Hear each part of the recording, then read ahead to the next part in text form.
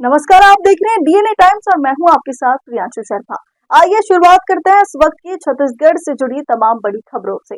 मोहला में 5 नवंबर 2024 जिला मोहला मानपुर अंबागढ़ चौकी जिला मुख्यालय मोहला में राज्योत्सव कार्यक्रम का आयोजन किया गया।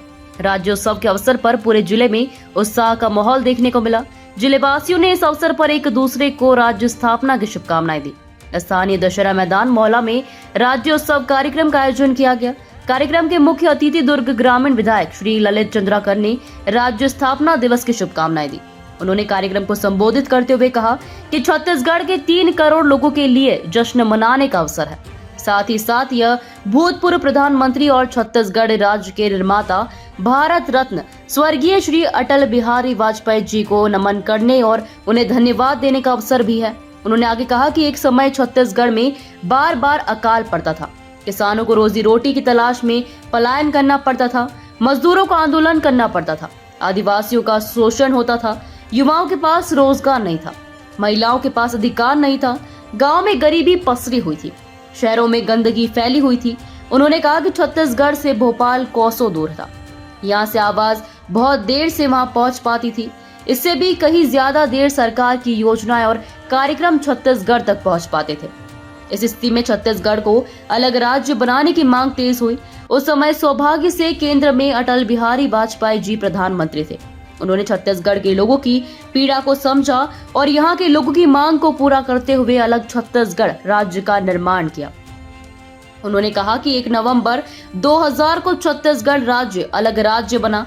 तब से लेकर अब तक 24 साल पूरे हो गए हैं। आज छत्तीसगढ़ विकास की नई ऊंचाइयों की ओर तेजी से बढ़ रहा है। उन्होंने कहा कि अटल जी की सोच थी कि छत्तीसगढ़ ऐसा राज्य हो जहां सुशासन हो और विकास की किरणें समाज के अंतिम व्यक्ति तक पहुंचे। छत्तीसगढ़ में ऐसी सरकार हो जो सभी वर्ग के लोगों के लिए समान दृष्टि से काम करे, राज्य में सभी नागरिकों के बीच सद्भाव हो। उन्होंने आगे कहा कि शुरुआत के 3 साल को छोड़कर 15 साल की सरकार में छत्तीसगढ़ राज्य विकास के अनेकों आयाम को छूने में कामयाब हुआ है। राज्य में शिक्षा, स्वास्थ्य, सड़क और रेल मार्ग जैसी बुनियादी सुविधाएं, संरचनाओं का निर्माण हो रहा है। उन्होंने कहा कि प्रदेश में खेती, किसानी का विकास हुआ है। किसानों को 0% ब्याज दर पर ऋण मुहैया कराने की व्यवस्था शुरू हुई है। उन्होंने सरकार के अनेक उपलब्धियों पर प्रकाश डाला और प्रदेश के विकास में हुए बदलाव को रेखांकित किया। उन्होंने आगे कहा कि हमारा सौभाग्य है कि आज यहाँ डबल इंजन की सरकार है। केंद्र में यशस्वी प्रधानमंत्री श्री नरेंद्र मोदी जी का मजबूत नेतृत्व और मार्गदर्शन हमें प्राप्त हो रहा है। प्रदेश में मुख्यमंत्री श्री विष्णुदेव साय की क्षमता और नेतृत्व हमें मिला है। उन्होंने कहा कि केवल 10 माह के कार्यकाल में सरकार ने जो उपलब्धियां हासिल की है यह उल्लेखनीय है।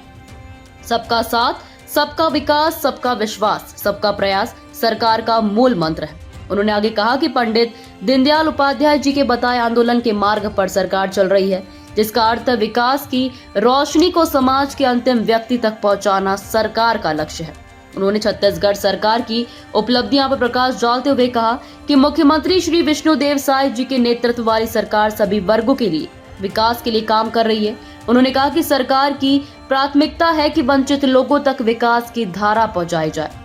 उन्होंने आगे कहा कि राज्य में पुरातन संस्कृति को सुरक्षित करते हुए समाज में संस्कारों को मजबूत करने की दिशा में काम किया जा रहा है। प्रदेश सरकार के द्वारा किसानों, आदिवासियों, मजदूर, अनुसूचित जाति, अन्य पिछड़ा वर्ग, महिलाओं और युवाओं के कल्याण के लिए प्राथमिकता के साथ काम किया जा रहा है।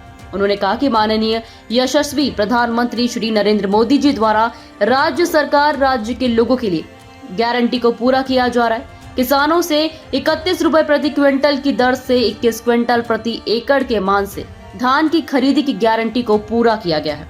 किसानों को 2 वर्षों के बकाया बोनस के रूप बकाया राशि अंतरित किया गया है। उन्होंने कहा कि महिलाओं को सामाजिक और आर्थिक रूप से सशक्त बनाने के लिए महतारी वंदन योजना संचालित की जा रही है। इस योजना में हर महीने 70 लाख माताओं बहनों को 1000 की सहायता राशि दी जा रही है।